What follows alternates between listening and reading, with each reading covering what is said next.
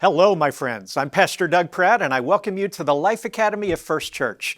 We are continuing our series of stories about some of the great men and women of the Old Testament that we are calling heroes with feet of clay.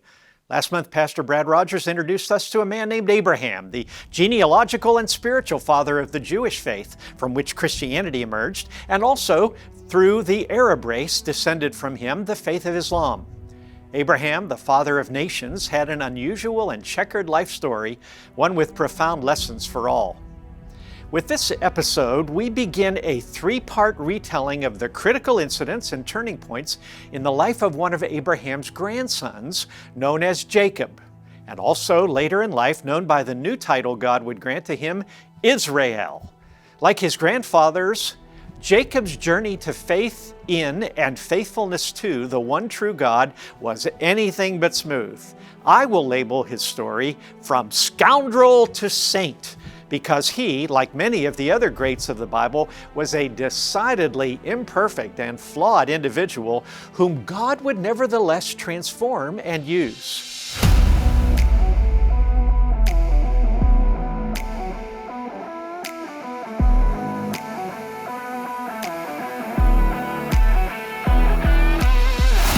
Let's talk for a moment about why we bother to study people who lived 4,000 or more years ago, whose world was extraordinarily different from ours.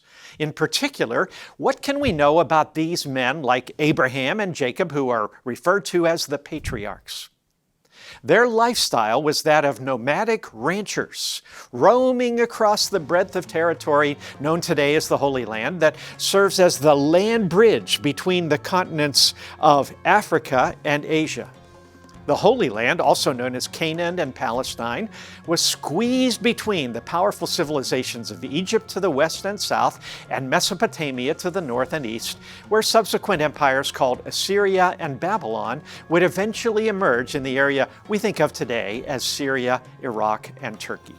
The Holy Land was sparsely populated. Think of the American West in the days of the earliest pioneers with broad acreages of open land for free-range grazing of livestock. The patriarchs and their families lived in tent complexes positioned near fresh water sources, not unlike the nomadic Bedouin tribes of the 20th century. They tended sheep and goats, did some hunting and gathering, and minimal farming. Across the region, they spoke a common family of languages that allowed residents, travelers, and immigrants to communicate. There was also a simple cash economy of silver and gold coinage. The daily rhythms of life, taking herds to fresh pasture land, were radically different from our modern urbanized technological world. And yet, these were real people in real families, not mythical figures. Many of the issues they dealt with are common to all of human life. Relationships among imperfect people are never easy and sometimes quite messy. Their religious life was very different from ours. God was just beginning the process of His self-revelation and His intervention in human history. The patriarchs had no Bibles and no churches. Their instinctive acts of worship reflected the primitive paganism of the cultures around them, and yet God was working with them and in them, as we will see. The story of Jacob must begin with his father Isaac, that child promised to Abraham in his old age. Isaac was born to elderly parents, and he himself did not become a father until later in life. His name, given him at birth by Abraham and Sarah, was literally laughter. This was because when God announced to Sarah that she would become pregnant at 90, she laughed. A brief word about names in the Old Testament era. People were typically not named for relatives, nor did parents make up names randomly. Rather, a person's given name was also associated with some circumstance around their birth.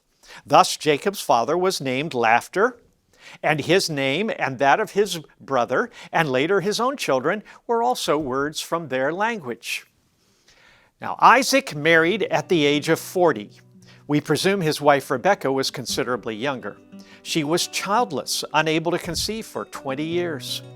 Desperate, Isaac continually cried out to the God of his father, and eventually God supplied them not just with a pregnancy, but with fraternal twin boys. It was a challenging pregnancy, as it felt like a perpetual street brawl between rival gangs was raging inside poor Rebekah's uterus. Finally, the time came for delivery. In ancient society, the generations were structured around the primacy of the firstborn son. He was the one who would be legally granted the role of executor of the estate of his father, with all the rights and privileges that entailed. But twin boys, exactly the same age, were a complicating factor to this custom. Their solution was that whichever baby accidentally popped out of his mother first would be proclaimed the firstborn. There was no such thing as equality. Now, baby number one was born with a surprisingly full head of red hair, unusual for a normally bald infant. He even had hair on his arms. So one look caused his father to proclaim, "Let's call him Esau," which literally meant hairy. But even as the parents and midwife were distracted by the unusual appearance of the first baby, they noticed that around his ankle was closed the fist of the second twin to come out. Boy number two was thus labeled Jacob, which means grabber, because he was grabbing on to his brother. Thus begins the family drama that I will title Harry and the Grabber. It is a timeless tale of sibling rivalry like few the world has witnessed. They had the same parents, they grew up in the same home, but they were different in every respect. As they grew, the differences became more pronounced. Esau, or Harry, though not necessarily bigger in size than his brother, was a natural athlete and drawn to the outdoors and physical activity. He loved to hunt wild game with his father. He didn't have the patience for domestic or intellectual activities. He cared only about action, and he was impulsive, which would prove his Achilles heel. He wasn't necessarily inferior in IQ, but he rarely thought about the consequences before he did something. Jacob, the grabber, was of a very different bent. He took naturally to cooking and other domestic activities around the tents. He was more social and more academically minded. There's no indication from later events that Jacob was a physical weakling, or actually he appears to be quite strong and fit, but he tended to trust his brain over his brawn. He was a thinker, always calculating. And the resentment burned within him that but for the accident of 10 seconds at the time of his birth, he could have been the primary heir to the family. The fault lines that would divide this family were already apparent, and they would continue to crack apart. In a classic mistake, the dad Isaac preferred son Esau and spent lots of time with him. In reaction, Mom Rebekah lavished her attention on Jacob. This became particularly toxic when the young men approached adulthood. Two crucial incidents would bring this family to the breaking point. Incident 1, the renunciation of the birthright. Esau was on an extended hunting trip. He was tired, the food he'd packed had run out, and when he got back to the tent complex, he smelled something tantalizing. Jacob had just whipped up a pot of his special chili recipe. Desperate for a bowl, he said to his brother, "I'm starving." Jacob, who was a calculating schemer, was ready for this moment. He produced a contract that said, "I, Esau, hereby renounce my right as firstborn of the family to my brother Jacob." "Here's the deal," the grabber said. Harry, thinking only of his growling stomach, said, "What good is my birthright if I die of starvation? Where do I sign?" And just like that, the birthright was sold. A birthright, by the way, had significant financial consequences. It gave a double portion to the holder of it. So if we imagine that this family had one son born after the twins, then the estate of Father Laughter, when he died, would have been divided into quarters. The one who was legally oldest would get 2/4 or 1/2, and then the other two would get just 1/4. After wolfing down several bowls of chili, the inevitable buyer's remorse set in for Harry. But it was too late. The grabber had won the first round.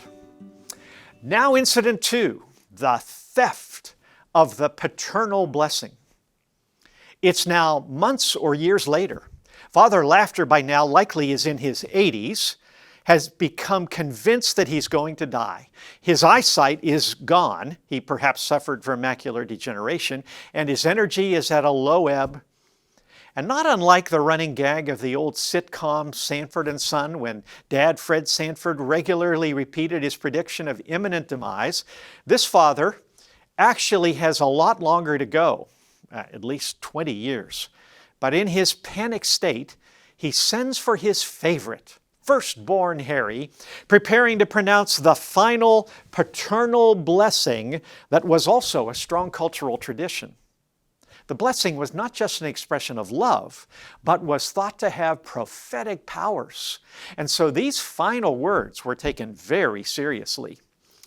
Jacob, the grabber and schemer, is about to seize on another opportunity. His mother, Rebekah, who was a world-class snoop, hears the conversation between Laughter, the dad, and Harry, the son. One surmises that canvas tents may not be the most soundproof of lodgings. The two co-conspirators, mother and son, hatch a clever plan. How sad to see a marriage descend to this point where a wife cares more about her son's ambition and living vicariously through him than her husband's wishes and needs, but tragically, that is what the covenant family has become. So here was the scam.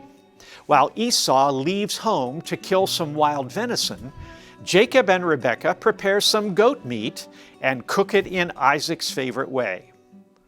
Although we might think the two meats would taste very different, apparently if you put enough spices in it, you can fool an old man whose taste buds have been dulled that he's eating venison when he's really eating goat.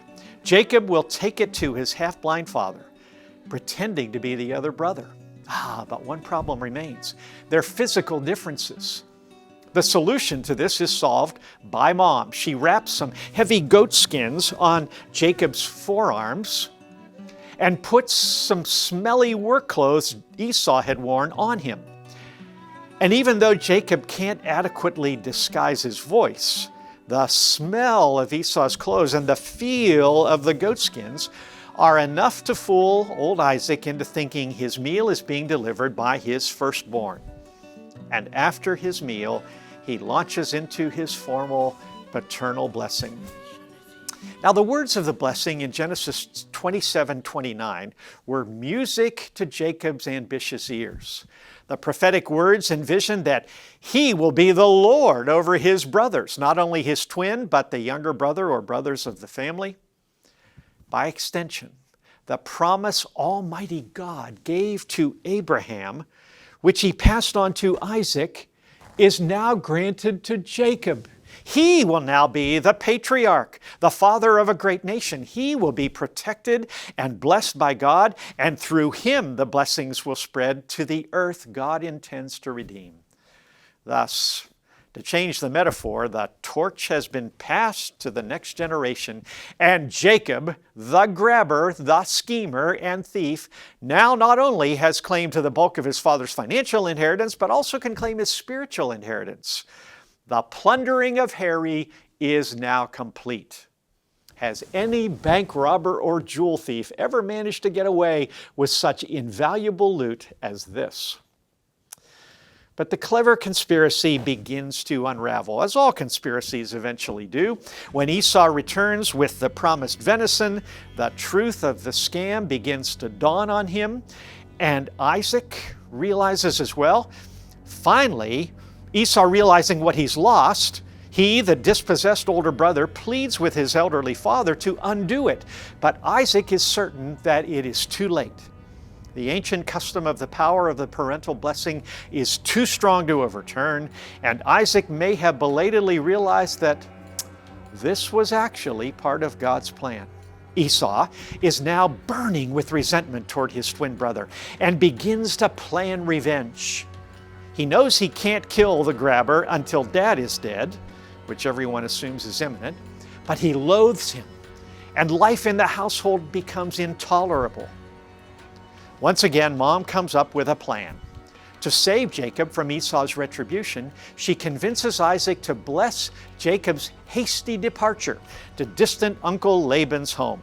Laban is Rebekah's brother. He lives hundreds of miles away in their old homeland. She hasn't seen him for years, but this seems to her to be the only safety valve, the only way to save her precious preferred son's life.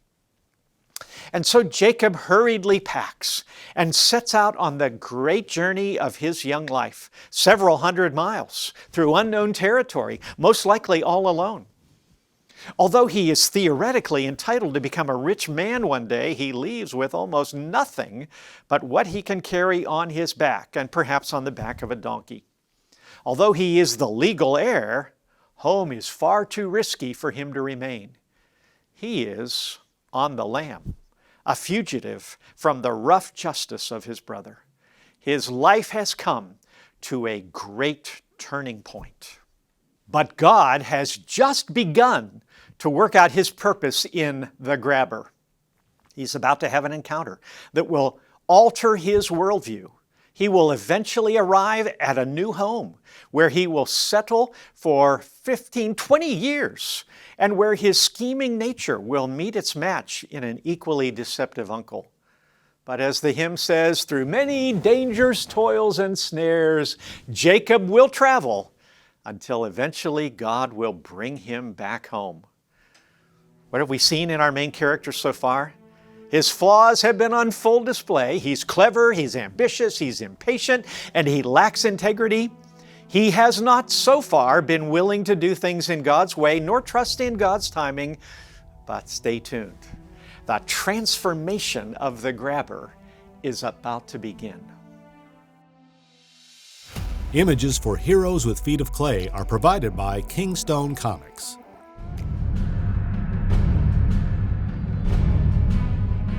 The best-selling book of all time.